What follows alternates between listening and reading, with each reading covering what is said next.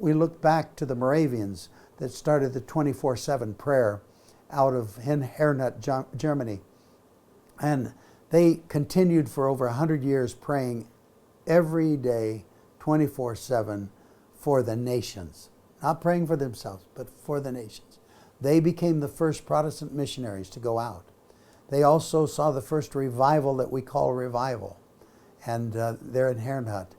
And then Luther comes along and the Reformation, but it was the key that was turned, it was the Bible. And when the Bible was printed in the language of the people, at that time there were only 50 languages that had Bibles.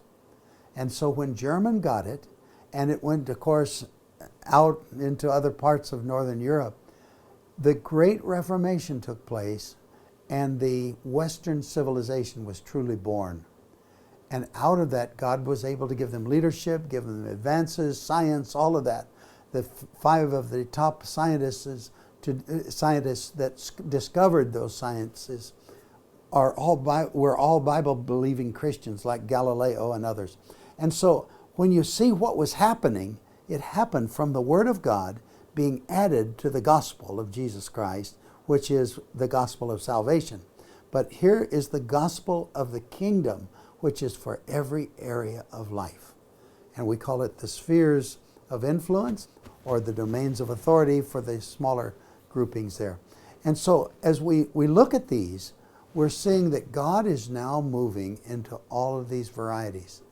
But the thing, worship, leading, it's growing. I've watched it happen in my time. It's just becoming pervasive across the world. Ministering to the poor and needy, mercy ministries, that's growing. Everything is growing, and yet Bible distribution is not keeping up. Gideons and others have been doing it faithfully for generations now, but it's not keeping up with what God is doing in the other areas.